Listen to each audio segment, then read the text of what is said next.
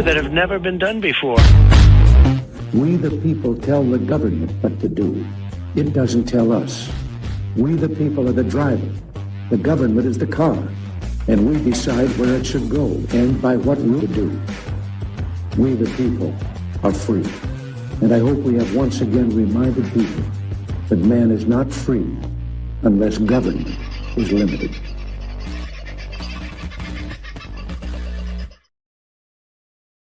Well, g'day, folks. How are you? Hope you're doing all right. And your Tuesday is, well, not too taxing on you. It's providing its challenges to me, but anyway, most days do in one way or another. I'm not complaining. It is a challenge I embrace most days. Trust you're doing well. I'm going to be looking in weird places tonight because I'm needing to look in different places to play different things to you at the same time, and I'm going to look a little bit cross-eyed and weird. I'll be reading from here. I'll be looking over there and pushing buttons here, and so if my head is moving around, that's the reason why. A little bit of fiddly finger business, which we'll try not to stuff up too badly as we progress through the night. Thank you to Lady Ryder first in the house tonight. And hello to everybody in there. Daniel's found some dickhead on the road today. Had something to do with pulling up at an intersection somewhere. Shouldn't pull up at a T intersection using 2 lanes in front of an old crusty bastard like you. Just because I talk nice doesn't mean I'll feel right about it. Yep, I sort of feel the same way. And some news on Wapda.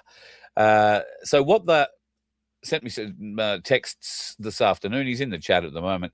But it does look like he will require a further surgery, and that might be a vein ectomy. I'm making it up. But they are going to extract some veins from other parts of his body, veins that appear to be working correctly, because the ones that are leading to his foot at the moment don't appear to be working correctly and are not clearing for whatever reason. So they're looking to do a bypass of sorts, I gather, and that may happen in the next day or two. He is happy. He hasn't eaten anything solid, I don't think, for like 36 or coming up on 48 hours, because they weren't quite sure whether or not they were going to run him back into surgery sooner rather than later. So, of course, nil by mouth, and that's how it's been until he got the go-ahead late this afternoon to have something to eat. So he may have got half a sandwich into him by now, because that's about all he'd be able to get into his stomach. He's only a little bloke to begin with, and after near enough to 48 hours without eating anything, I imagine the stomach will have shrunk up quite considerably. But anyway, mate, our thoughts are with you, and I know Tony and Rachel have put you in their prayer groups and their healing sessions for you, and you're in my prayers and so many others as part of this family.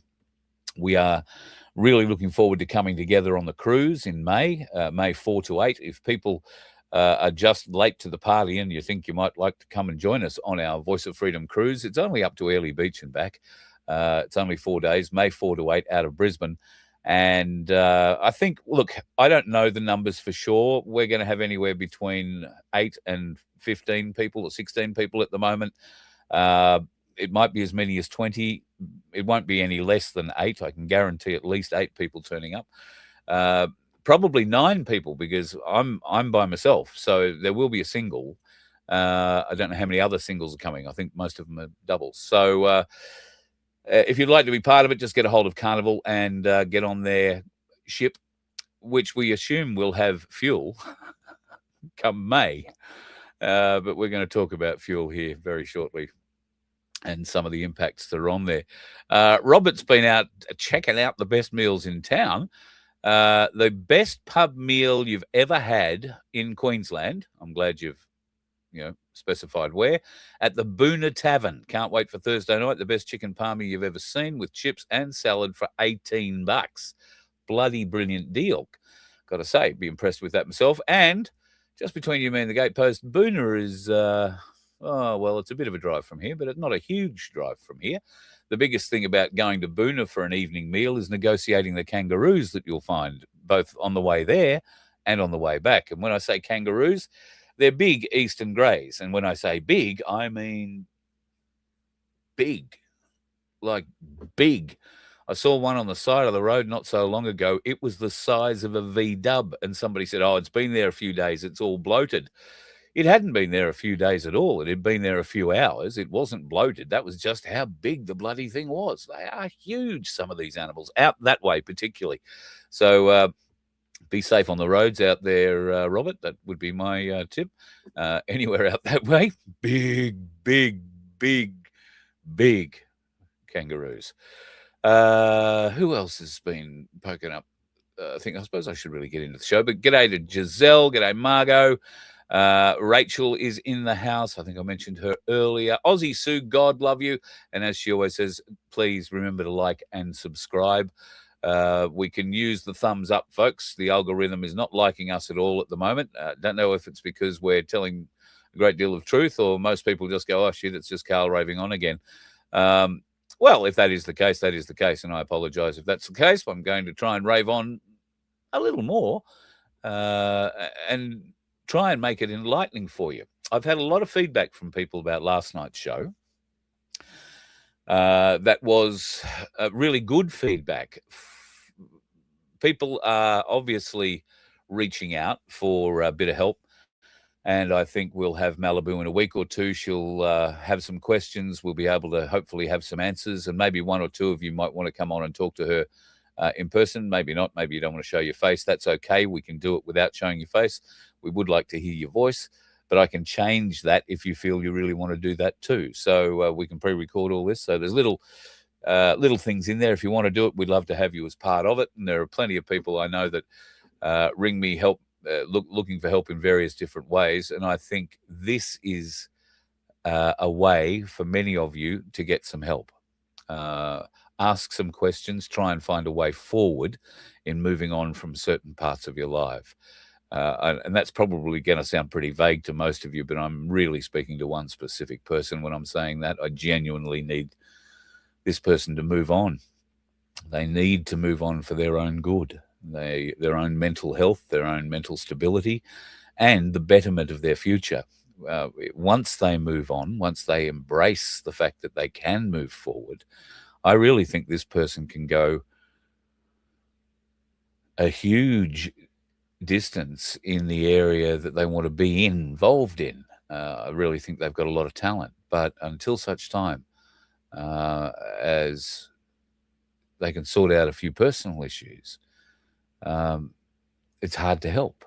So this is a way to get some of that help, maybe. Ask a few questions. Can never have too much information, I find. So feel free to ask Malibu at vofhq.com. It's the easiest way to do it. And thanks for everybody who sent an email today saying how much they enjoyed the chat with her last night. She is a liar. God, she's a spark of a woman. She really is, and always has been, an absolute live wire. Huge amount of fun, too, when she's away from being the professional person, I've got to tell you. Now, last night I was confused. I couldn't for the life of me fathom what on earth that was. Now, I had some very interesting suggestions put forward. An early speculum was one of them. You want to be able to see around corners. I would have thought. But anyway, it's not that. I actually thought it could be a finger guard, for somebody who'd broken their finger. Maybe you want it bent in that particular fashion. But then I couldn't figure out why it had the Uncle Martin antennas coming out the side of it. That was all a bit weird. But thankfully, God love him, Tony came to the rescue, and doesn't he always? Just how he is. And what that actually is an antique juicer for a Sunbeam mixer. That is the juicer Sprout. Spout, sorry. Getting the S's and R's mixed up. So that is the spout for a Sunbeam juice mixer. Very early one. Thank you so much to Tony for helping me find that out, because I certainly wouldn't have ever thought it was a juicer spout in a million years. I won't go on to tell you anywhere where I thought it might be used. Anyway, tonight I want to start with something that most people don't really, well, they think they understand, but I don't think most people actually do. When you hear about Iran's oil exports, you probably picture ships pulling up to ports, loading up, and then heading out. We see it all the time in Gladstone, in Geelong, in Melbourne, in Fremantle in Western Australia, in ports in Adelaide, Geelong, in Darwin. We see all of that all the time. But in Iran, that's not how it works. There is one place, one single island that acts as the beating heart, if you like, of the Iranian oil system. That island is called Kharg Island. And recently, Donald Trump has been making a lot of noises about putting US Marines and other military on the ground there and taking control of Kharg Island. So I thought, well, what are the consequences to the world if the Americans take over Kharg Island and open it up? I thought the immediate consequence might be that Iran turns off the flow of oil coming from shore, which would be an obvious factor they could do. But there's more to this story that we are certainly not being told. Now, oil doesn't arrive at Kharg Island by ship. It doesn't arrive by any other fashion at Kharg Island except pipeline. And those pipelines come from all over Iran and the massive offshore oil fields that they have in the Persian Gulf. Every one of those offshore rigs has a huge pipe that funnels whatever it's pulling out of the ground straight to Kharg Island, where it is processed. That, for the most part, is what happens in mainland Iran as well. There are very few refineries inland, away from the coast and all that sort of stuff.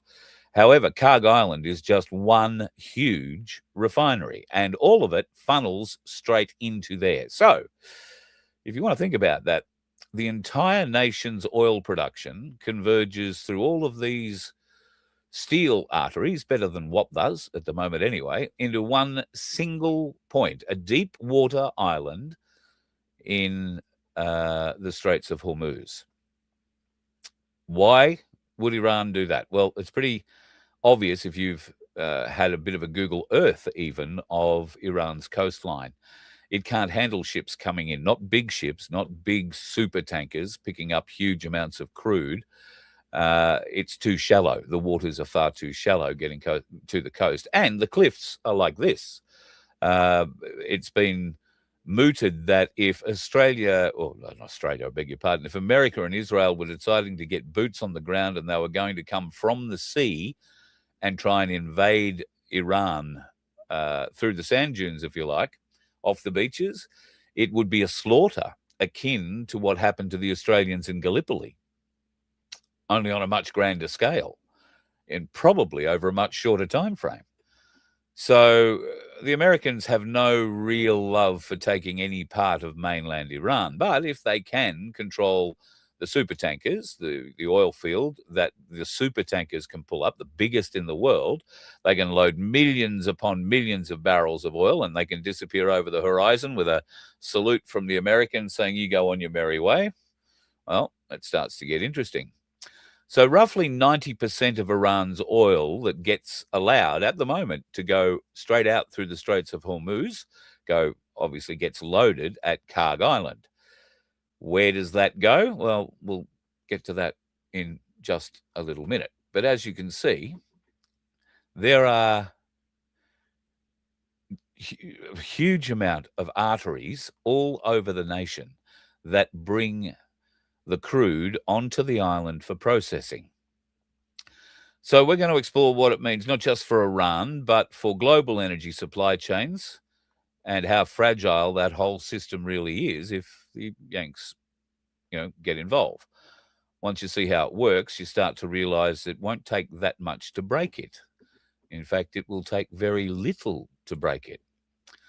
So take one step further, because it stops being about oil then and starts being about power. Kharg Island doesn't just need to exist, it has to stay open at all costs, because it's not just Iranian tankers pulling up to those jetties. It's what many call the grey fleet, the unmarked, the red-flagged fleet. Ships that don't quite belong to anyone and at the same time belong to everyone who needs oil badly enough. And a large portion of that oil is headed in one direction on that grey fleet, it's going to China. And increasingly, there are overlaps with Russian logistics, shipping insurance workarounds, which are proving, problematic, shall we say, for Lloyd's of London and the American agency that's tasked now with ensuring any ship that wants to go through the Straits of Hormuz. And then, of course, there are all the financial channels that are tying this back into Russian interests as well. So Kharg Island isn't just an Iranian asset anymore. It's actually, I guess, a pressure valve for the entire sanctions system. And as long as Kharg Island stays open and the oil flows, as long as the ships come in, they load, and then they can slip back out again, well, there shouldn't be any problem. The Straits of Hormuz stay open. But what happens if that changes? Not with a missile strike, not a headline, not, something even quieter or more decisive, but boots on the ground. Americans with their machine guns, with all their missile systems and everything, and they take physical control and shut down the operations of Kharg Island, not to disrupt Iran so much, just to say, right, well, now we control the straits, and anybody who wants to go through can go through. It would also give them control to say anybody who wants oil, you can come and load oil. But what happens to the money for that oil? Will it go to the Iranians? I would hope so, given that Trump has said he doesn't want to harm their infrastructure at all. And their infrastructure can only be enhanced by letting the oil go out to those countries and people, businesses that have already been long users of their product. It just means they won't be able to hold a pistol to the world's head anymore. But if that were to happen, the pressure is suddenly all off Iran. Well, isn't just on Iran and Tehran and the people leading it in particular. The pressure actually shifts to Beijing because China is the largest buyer of that grey oil, that grey fleet oil. And it's needing a lot of it to keep everything that they're doing up and running. So the question becomes, if you can't pressure Iran directly, do you pressure the customer, China? You can see that that might have a few problems. Lean on Iran or lose access to the oil that's quietly powering everything in its economy. And if China leans on Iran and says, all right, well, we're not going to support you with all the targeting data anymore. We're not going to do this anymore. We're not going to really supply you with anything because we need access to the oil and you let the Americans onto Kharg Island. There's not much that we can do about it.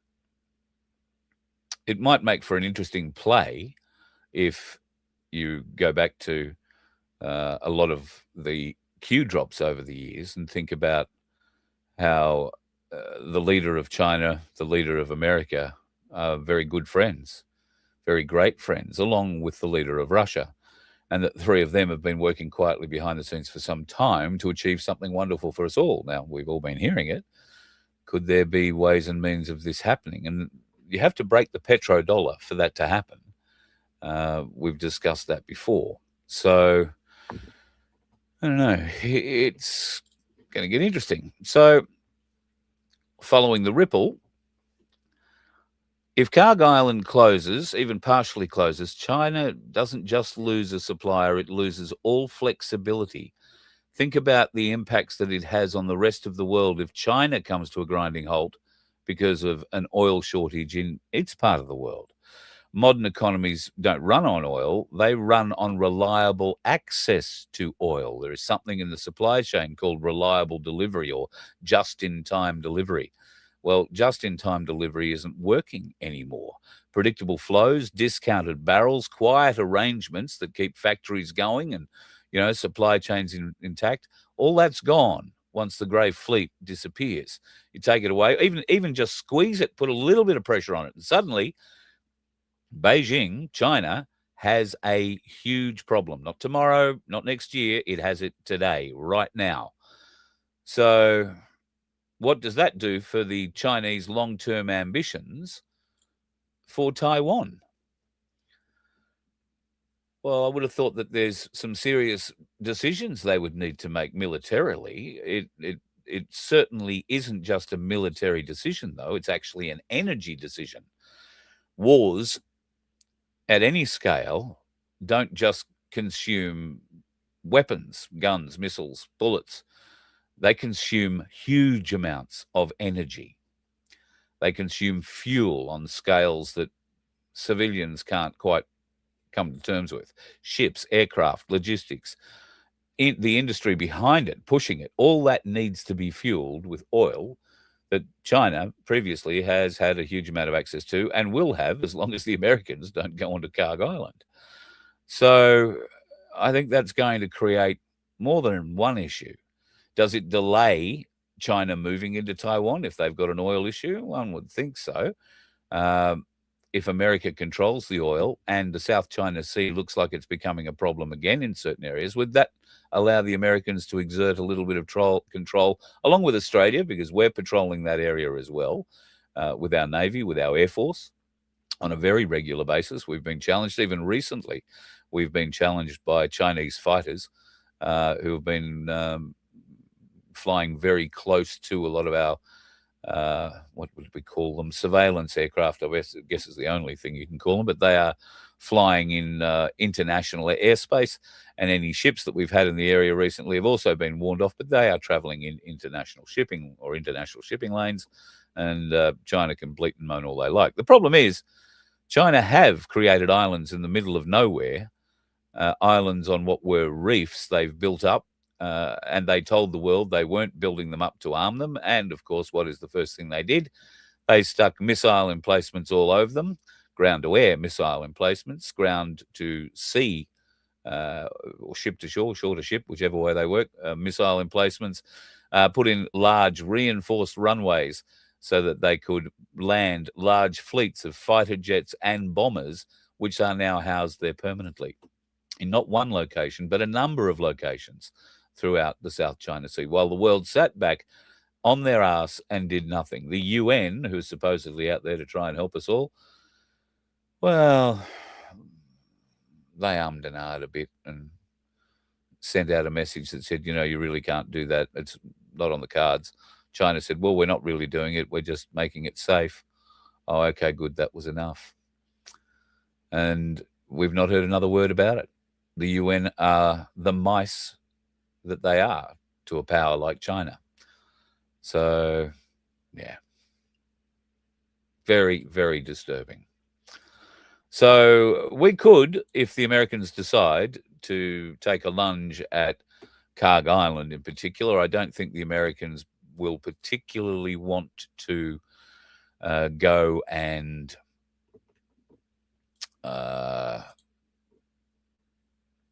invade the entire country. I think they'd be much happier just to control the oil flow. And if they can still get oil from the main part of the country, I don't know how they could. Well, I really don't know why Iran wouldn't have some sort of, stop gaps in their supply system to stop the oil getting to Kharg Island if they had to. But what would be the point? They can't ship it out of anywhere out of the country anyway. So it's eventually got to go to Kharg Island to get converted. So maybe this is a way that will force a way forward.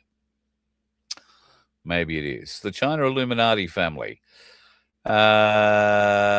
Yes. Well, Xi Jinping apparently has been tied up with the dragon families for many, many years and has been working behind the scenes. The same as many people aren't aware, but Vladimir Putin is the last of the Romanov line, if you like, and the Romanov line being the last Tsar of Russia. And there is a school of thought that suggests that Putin was brought into this world, born, trained, and steered into a career that was simply geared for one thing, and that was to gain retribution against the Bolsheviks who killed the Romanovs, or killed the Russian royal family during the Russian Revolution. He's there to avenge their deaths. Another Romanov, funnily enough, is Melania Trump. Yes, there are some weird things that we can look up in the world. Some very weird things. Yes, Putin was an Illuminati puppet. Has he been taken out, though? There is so many suggestions that Putin hasn't been the Putin for many years now, going back prior to Trump's first stint as president. So the same kind of thing, I think, can be said for just about every world leader. We are, I firmly believe, watching a movie. In fact, part of the movie, there's new bombshell claims have come to light in the last hour or three. Pardon me. A couple of hours anyway. Charlie Kirk's alleged killer, whose name is Tyler Robinson, his defense team have lodged what we would call a bombshell document into the courts. Charlie Kirk's death from a bullet fired from Tyler Robinson's gun does not compute. The bombshell information that this fella's defense lawyers have supplied the court is the bullet recovered. This is the other interesting thing. The bullet recovered from Charlie, whether it was in him or through him and they pulled it out of something else, I don't know, but it doesn't match the rifle that they said this bloke had, Tyler Robinson. What I can't understand in the rest of that story is that they seem to be pushing ahead with the case. The shell that they attribute to killing Charlie Kirk does not come from Tyler Robinson's rifle, Robinson. The gun recovered in, what was it, mere minutes after it all happened. How could a jury of any kind find anybody guilty when that is a live document and correct from all accounts? So I don't know. They're trying to stitch Tyler Robinson up fairly well. I see somebody in there and demands said the microphone. Yes, Charlie was wearing a microphone. I'll show you exactly the kind of microphone. Well, I won't show you exactly because this one's not going to blow up and kill me. Charlie is wearing a microphone like this. I'll put this down. Now, this has a furry on it, but you can take the furry off. And that is the microphone. Okay, and I'll put my finger up beside it so you can get an idea of how sort of big it is. Now, that has a clip on it, or in this case, and I believe in the case of Charlie's, it has a magnet, a little magnet, so you can stick that inside your shirt and clip that on there like that. Now, we saw what happened with Charlie. We analysed that basically at the time it all happened. And I never believed, for two reasons, that he was shot in the way that everybody was being told he was shot. Something reacted with this that he was wearing. It was on his right side, sort of down here. Now, we've watched this slow motion frame by frame. The wound, well, start with the impact of the thing. This exploded, I believe. And part of it went through him and came out of his neck, out the other side. Now, the reason it came out, I know it came out, is because we saw an exit wound on Charlie's neck. We didn't see an entry wound. They're also claiming that the rifle that shot him was a 30-06. If he had been shot in the neck with a real 30-06, it would have blown his head clean off. Certainly would have blown it in half, but there wouldn't have been any neck left, or very little. He'd have been sitting a bit lopsided in the chair. So there is a lot of bullshit going on about Charlie, and maybe this Tyler Robinson. Oh, that's right. I've got the magnet on, don't I? It could even be something like this magnet mounted inside of this, because this is where the explosives would have been, somewhere inside of this. Bear in mind, you must remember and start joining dots together. When was the last time that small devices like this were used to assassinate people? And who built them?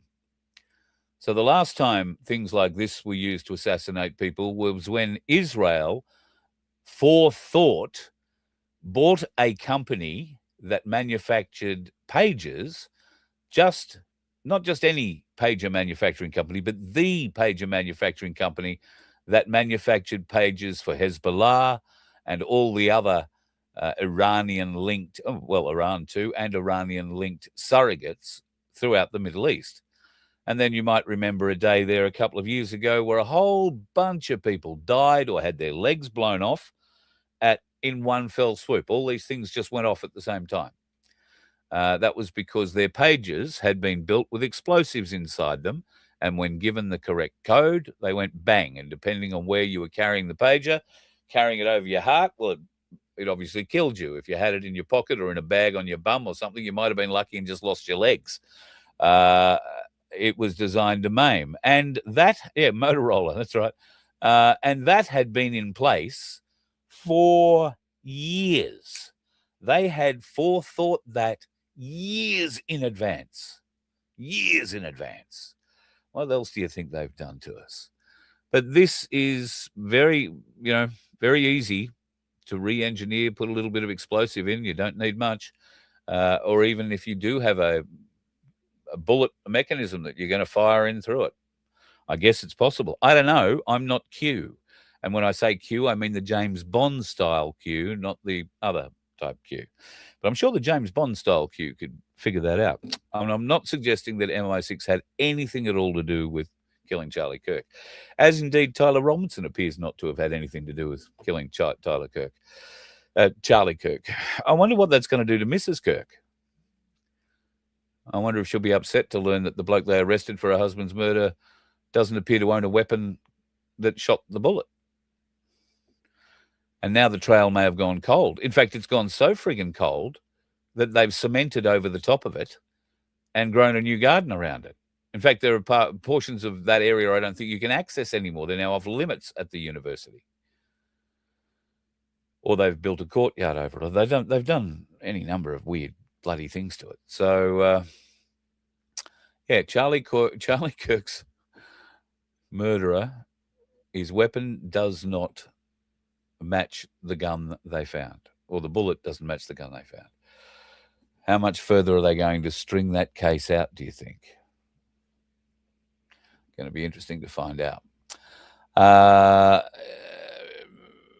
I've been asked to speak about some concerns for our Australian servicemen. And, oh, good Lord, has ordained to give me light again. I've been asked to talk about our servicemen and women who are serving overseas at the moment, not just in the Middle East, but predominantly for those in the Middle East. They know that I have friends and a young bloke that I consider family serving over there at the moment. Clearly, Australia is now getting involved. We've had public announcements that we'll be sending further troops, further assets, not really troops, that's the wrong word. At the moment, it looks like the Navy will be sent in the not too distant future if they haven't already been tasked and are working themselves up to going. And the Air Force, I think, at the moment have 3 Wedgetails in theatre. The Wedgetails are these surveillance aircraft, which are now more important than ever, given, I think I explained in a show the other night, they now provide the early warning missile launch coverage all over the Middle East, in conjunction with a number of American assets, which are flying around as well. Predominantly, those assets are the E-3 Sentries. Now, those aircraft are worth close to $1 billion each. And unfortunately, the Iranians have figured out that when in Saudi Arabia, they can be reached at the Saudi Arabian base by ballistic missile. Now, that same possibility now exists for the Australian assets based in Dubai. Our Australian forces are based at an airport, which is still a civilian airport as well, but it is a very large area, and there is a number of allied bases around it who all have access, obviously, to the runways, and a bit like living at Williamtown, if you like, in New South Wales. And they use the Newcastle airport as well. So the public and private, or rather the military and the public, are the same runway. Same deal. So, oh God, now I forget where I was going with that. Oh yes, so there are people who are on the ground. They're in very safe areas. When I say very safe, they're not buried 10 kilometres down. Although, interestingly, there does seem to be a line of 10-kilometre deep earthquakes happening just inland of the coast of Iran at the moment, and they seem to be happening in a direct line. How interesting. You can go to the US geological thing and bring up Iran and have a look at all tremors, all sizes, and then have a look at the depths, and you'll see that there is a whole line of them at 10 kilometers that goes all the way up to China, essentially. So, yes, got myself all off track there, and I beg your pardon. Where was I going with that? Anyway, I've got other things I'll tell you because we're pushing along slowly but surely. There is some shit things that are happening in the world. Just finally on what's going on in the bases in with the Australians, I don't know. We're not told, and I certainly have no inside knowledge of what's going on there at the moment. I know that Dubai is still keeping a great deal of restraint and censorship on any news reporting of damage coming out of Dubai, of missiles striking anywhere, of the drones crashing into things, and they are now putting people in jail. There's been a number of UK expats who are living in Dubai who've filmed drone attacks and filmed missiles going over or interceptions and things crashing to the ground and bursting into flame and houses on fire or whatever. These people have been awarded fines that go up to 220,000 euros. And they have also been warned that they still may go to jail for posting those images.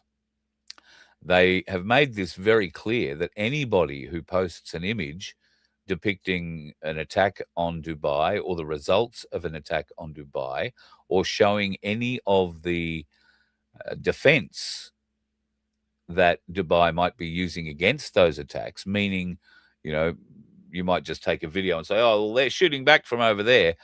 And you post that, what you're showing is a defense emplacement to the enemy. So they'll know what to target next time. I think they probably know what to target already, but this is a great way for the authorities in Dubai to lock down everything, absolutely everything. And yes, they're very serious about it. If you get caught posting, you will be targeted. No, not targeted. You'll be found. Door will be knocked on. You will be dragged out and thrown into a cell, made to explain yourself, front an Arab court, explain how you flagrantly denied and decide to go and do whatever the hell you like, denied the laws of Dubai, and you somehow thought you're separate from them. Good luck explaining that. I wouldn't like to be in your position. As for the Australian troops, look, they can't be any safer, but they're not 10 kilometres down. So they can't be any safer, but there is always a risk. And every one of them knew that signing up, and every parent, every friend, every girlfriend, every wife, every husband who's got a serving family member understands that. Doesn't make it any easier to accept, I understand. But those people in the family do generally have great access to their beloved when they're overseas, and whether that be through secure WhatsApp groups or family WhatsApp groups. And if you need them, then you can always reach out to the military. They can be found. Messages can be got to your loved ones. Don't be concerned about where they're at. A lot of them might be a little bit scared because it'll be the first time they've had extremely loud explosions going off near them since they were in basic training. But they won't show that fear because they went through basic training. They passed, and they've passed a lot more things to be able to get to the position they are today, that when their nation needs them to stand up in a very, very highly trained and technical area, these people do, and fear never steps into the equation. Never. Death is death. It's what warriors do. And while it can be hard for the family and the friends left behind, we are not suffering those losses at the moment. So let's not get ahead of ourselves. let's not start worrying what if, because as Malibu was saying in last night's show, if we start saying, oh, they're going to get hit, they're going to have missiles come down, they're going to blow up those planes are targets. Well, yeah, they are, but they're as much a target in the air as they are on the ground. And while they will have some support in the air from fighters and associated other things that aren't going to let anything get close and shoot them down, there is always that possibility they could be shot down. So the risk isn't multiplied or detracted regardless where they are. The risk is the risk. And our Australian servicemen and women rise to that risk on every occasion. Every occasion. We are one of the most lauded and certainly highly respected fighting units, fighting defence forces in the world. And that comes from the ones that many people would assume to be the best in the world. The Americans, the British, the French. Not sure that the French qualify, but anyway, you get the idea. So please, if you've got friends and family over there at the moment, I know you will be concerned. Try and alleviate your concern. Maybe have a chat with Malibu. Ask Malibu at vofhq.com. Maybe you don't, and I know many of you don't want to trouble the military. You have people you can talk to there about it too, but that all gets noted and reported down, and it might go against your son or daughter or whoever, your father or your husband or your wife, whoever it is you want to have a chat about. You want to do it privately. Well, maybe this is your opportunity to do that. Ask Malibu at vofhq.com, and we might be able to help you a great deal. Just on a single note about weird flights in Australia. Last week, there were a heap of very strange US-based aircraft flying around Central Australia, and had a lot to do with the Woomera rocket range.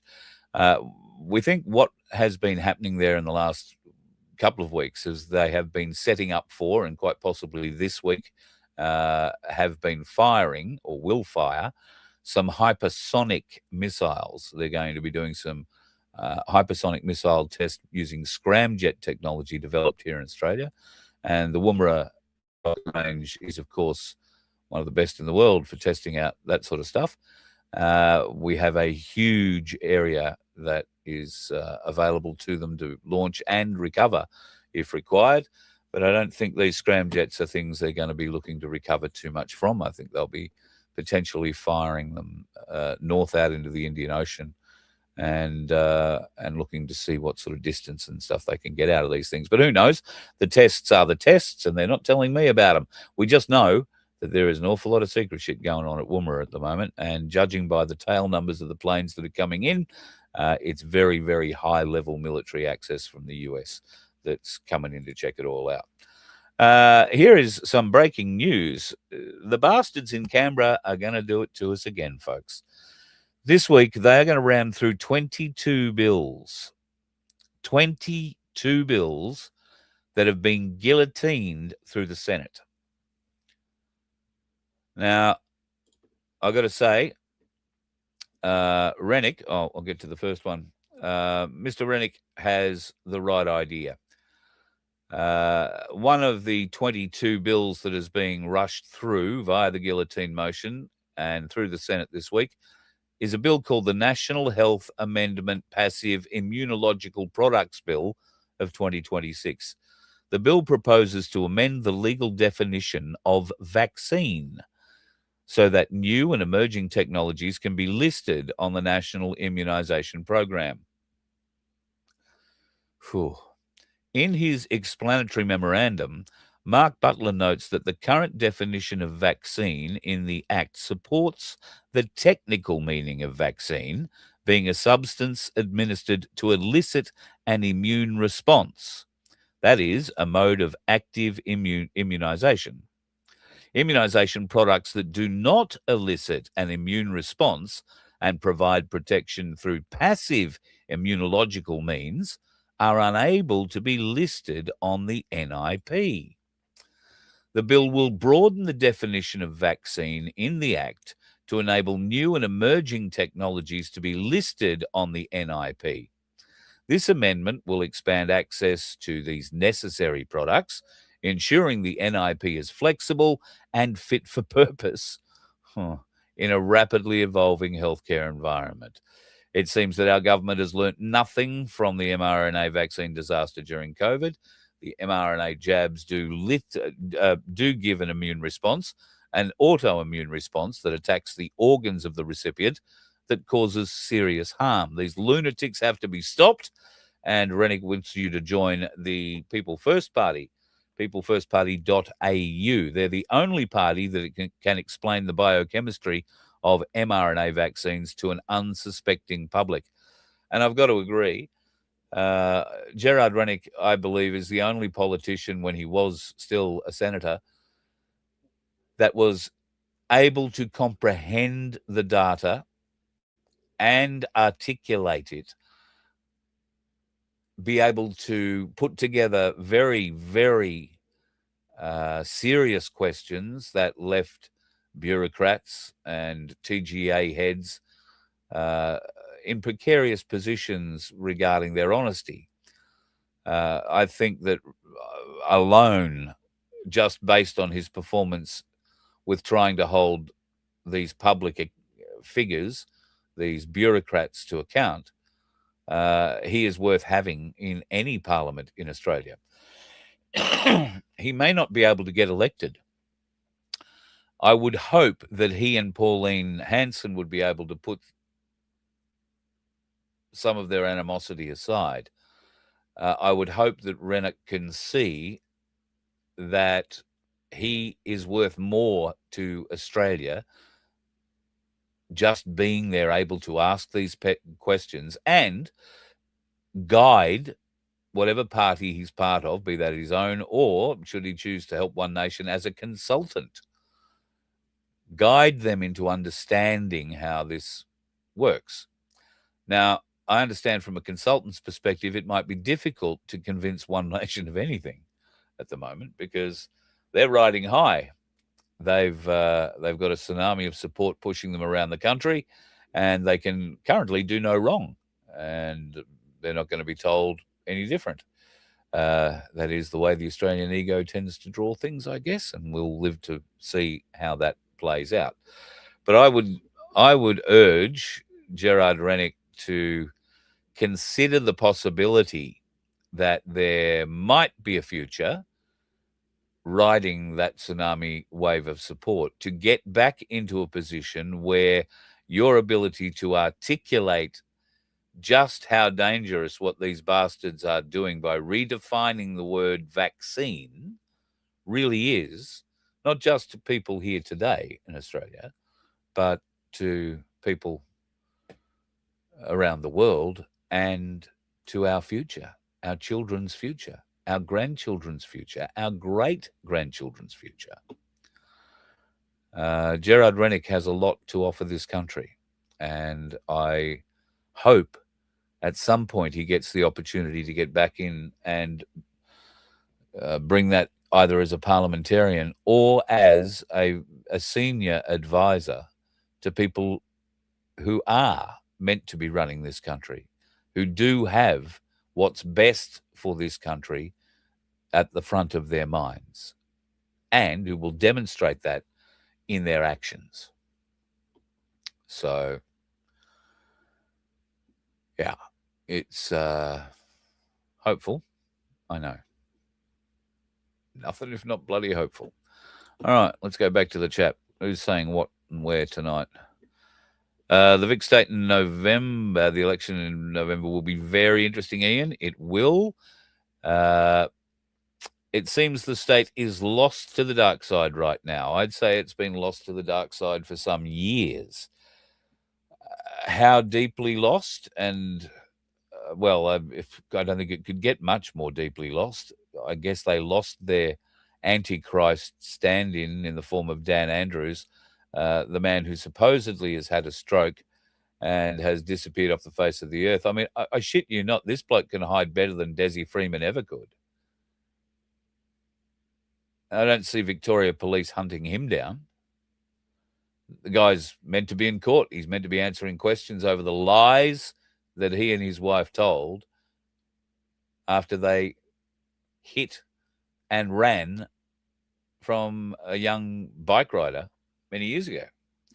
before he became Premier, but he was being groomed for it. He already knew the signs, all the symbology. He'd been and done the ritual, which I believe happened on a Melbourne dock.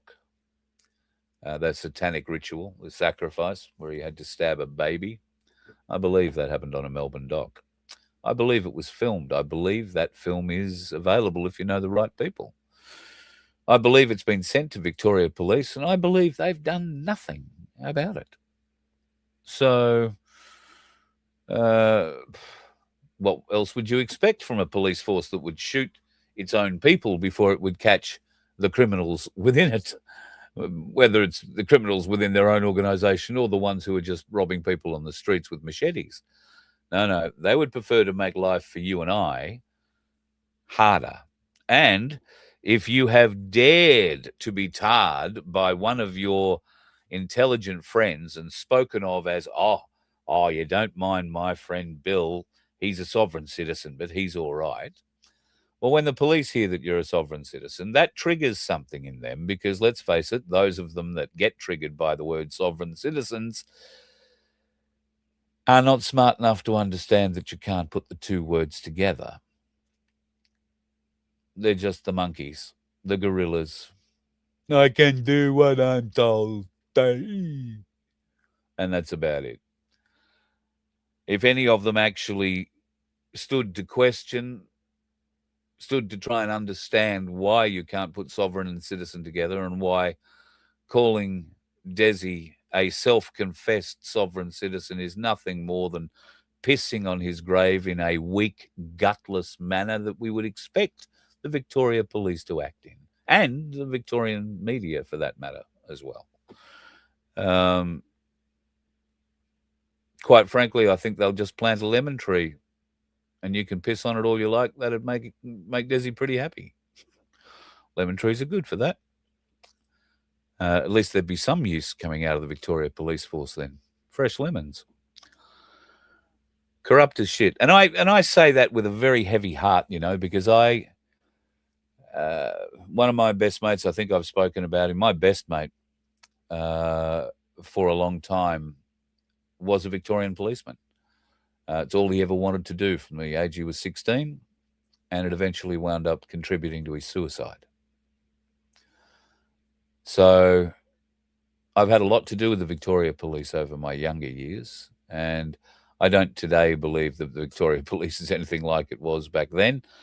But back then, it still had its problems. So Giselle's making lemon yogurt as we speak. Well, I hope I haven't put a sour taste in your mouth. That's all, Giselle. All my talk of what we could do with a lemon tree. But yeah, there you go. That doesn't sound bad, actually. Lemon yogurt. Yum. I'm a bit of a lemon meringue fan or a lemon tart fan. I love lemon anything. In fact, now that we're talking about it, I actually have some lemon butter here, and I might just have to go and have toast with lemon butter on it now that you've got me going. Thanks, Gisela. Really appreciate that. Very nice of you. Oh, my lordy me. All right. Gold and silver. Now, we've not really talked a great deal about it because for those of you that bought at anything over $110, you've probably got a long jaw and thinking, oh, thanks, Khan. Yeah, bloody, you're like those dickheads on the road. Wait until I see you. I know you probably feel a bit that way. I've felt a bit that way at times, but I always get perked up a little bit when I look at the Shanghai Gold Exchange prices. And then I compare those to the spot prices here in Australia, pardon me, or the spot price around the world. And I discover that there is still a pretty significant discrepancy between the spot price versus what you can buy an actual ounce of silver or gold for. And that spot price, depending on where you buy it, can be anywhere between $15 and $20 to $25. That makes a big difference, particularly if you're buying more than 1 ounce at a time. So shop around is my guess there. But as always, the cheapest spot price I find is at ainslieBullion.com.au, $105.57. Oh, hang on, I need to refresh. It's been there a while. $106.57 and the gold and silver ratio is on its way back down. It's sort of 62.5. Gold at the moment is just slightly less than it was last night, thankfully. $6,657.14 as opposed to $666.16 or whatever it was. Don't like seeing all the sixes together. I haven't spoken to or listened. I don't speak to. I haven't listened to anything from the Asian guy or any of his other names that he uses in a few days.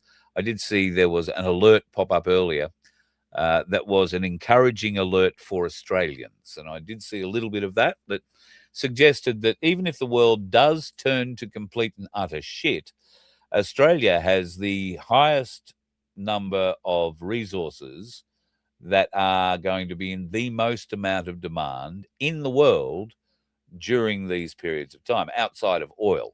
Of course, they're referring to coal and iron ore. The world will stop without steel. Our iron ore produces the highest grade steels in the world. Now, while there are some other places in the world where you can get this higher grade steel or higher grade ore, you can't get it in the huge quantities that we can supply it, nor can you get it at the price that we supply it. Why? Because, well, Australian government and business and whatever has just been getting shafted for so friggin' long that we practically give all this stuff away, and the only people who make money out of it are the Gina Rineharts and the Twiggies of the world, who go off and create huge mining enterprises, become billionaires, and then philanthropize their way around the country, buying netball teams and supporting politicians who like Donald Trump. I'm not having a go at them for doing that. I just would like to see my share of the nation's wealth, which is what they are taking out of the ground. That is the common wealth. All the ore, all the coal, and I'm as much an Indigenous person of this nation as any black fella who was born here. Where's my share? Where's your share? Gina's got everybody's share for all the land she owns. Clive's got everybody's share for the land he owns. Twiggy's got all of it for the land he owns. The Talbots have got all the land and all the shares for all the land and the coal that gets dragged out of their land. I don't see them sharing it with me or you or too many others. Yes, they might go along and build a new hospital wing once every 10 years and put their name on it. Won't that be great? Is that enough? Would you prefer to have a check every 6 months saying, here's your share of the gas exports that we're now making because Qatar is unable to fulfill its $92 billion a year gas contracts because their whole gas infrastructure, gas plant is blown up? Well, I believe that the morons in the Australian government are starting to look at, oh, yes, we're going to have to put a premium on our gas prices. And yes, well, I would have thought that any lack of money they're going to make over the next 3 months because they've halved the fuel excise, $2.5 billion that's going to cost, they should be able to make that up in the first 3 boats that leave Australia filled with liquid natural gas, taken straight off our northwest shelf. The boats don't even touch shore. I'm not sure if you know how that works. I used to have a mate who worked out there, right? And I always thought they were on an oil rig. No, nothing at all. There is a wellhead that goes down to a hole in the ocean, so far down, I don't know, but a lot of feet. It's off the continental shelf, so it's a long way down. There is a ship, the gas processing ship, or the oil processing ship, or the gas and oil processing ship is pulled up there, and that is a big ship, right? A big ship. It processes everything, and for ballast, it puts the salt water that extracts out of the oil in one part and then puts the oil in another part. That oil might then get processed into petrol. That gets put in another part and held there until one of the big transport ships comes alongside and they offload it all. And that's where you see huge changes in the ships. One will go from looking, up at a big gas ship that pulls up, and 24 hours later, you'll be looking down on the gas ship because it's taken on board everything that you're offloading. It's a wild existence. The people who live on those boats go out there for, anywhere, usually 6 and 6 swings. The bloke that I knew used to go out for 6 and 6. He'd spend 6 weeks on the boat and come home and spend 6 weeks. And he said living on the boat was great. He was an engineer. He only had to worry if anything to do with the engineering of the boat stopped working. And most of the time he had a great tan because he sat on the deck with a sun tanning thing. There, I'm sure a lot of other work went on out there, but he was certainly paid a lot of money, like very high 6 figures for what he was doing. Now, I don't begrudge people getting paid very high 6 figures for what they're doing. God love them. They've learned, they've gone to school, they've done the courses, they have a value. God love them. But I would still like my share all the same. I mean, I'm not asking for 6 figures out of that particular wellhead, but I would ask for something. I would ask for something out of every gas wellhead, every oil wellhead, every mine, whether it be coal or ore or uranium or nickel or unobtainium.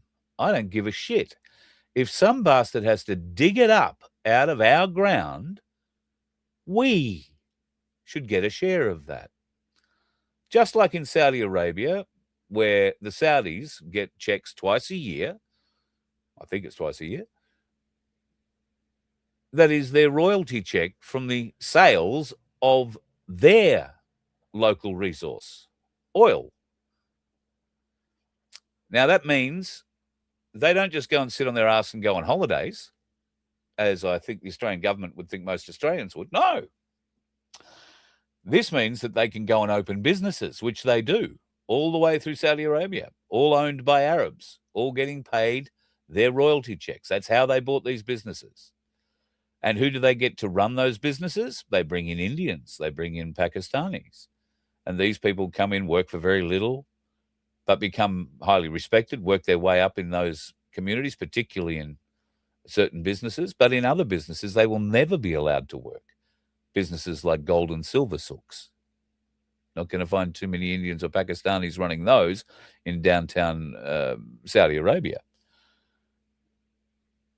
No. You will find them involved in construction companies and that kind of thing. But for the most part, the people of Saudi Arabia own the businesses and they get other people to come in and work those businesses. And that's the way they've been able to afford to do it, because they are allowed to share in their country's wealth. It's the way it should be here in Australia. It shouldn't be just the lucky few who were lucky enough to have a dad who flew over Western Australia and wondered why all the ground was so red, landed his little light plane there, picked up a handful of it and took it back to Perth to get sampled and discovered it was a thing called iron ore. And really, it was just lying on the ground. You could have as much of it as you wanted for next to nothing. And that's exactly what old, what was his name, Hancock did. Cleaned up. I think Rose is still living off the profits, isn't she? Remember Rose Hancock? God love her. Weirdest stranger people you'll never meet. And I did meet her once, but there you go. Anyway, I'm going to love you and leave you for tonight. I've probably prattled on long enough. I would hope if I get my shit together for tomorrow night, we're going to have a bit of a talk about responsibility and accountability. And I was sent a flow chart recently, which was sent to me as a joke. And it is a very funny joke, but we're going to talk about it because I think it reinforces something that none of us really pay much attention to. So keep an eye out. That hopefully will be tomorrow evening. If I can manage to get my shit together, I need to make a few circles and arrows, put them on a picture, and hopefully the pictures will make sense to you by then. Until then, have a bloody good night. Be safe on the roads. There are multiple dickheads out there at the moment. Some of them are extremely angry because they've only been able to buy a small amount of fuel. If it's those people, be careful. If it's the people who've been able to fill up 15 jerry cans in the back of their station wagon or the back of their little Hyundai 5-door whatever, they might be crazy from sniffing petrol fumes. I would avoid them like the plague. Have a good night. You let one ant stand up to us, then they all might stand up. Those puny little ants outnumber us 100 to 1. And if they ever figure that out, there goes our way of life. It's not about food. It's about keeping those ants in line. That's why we're going back. Does anybody else want to stay? Let's ride!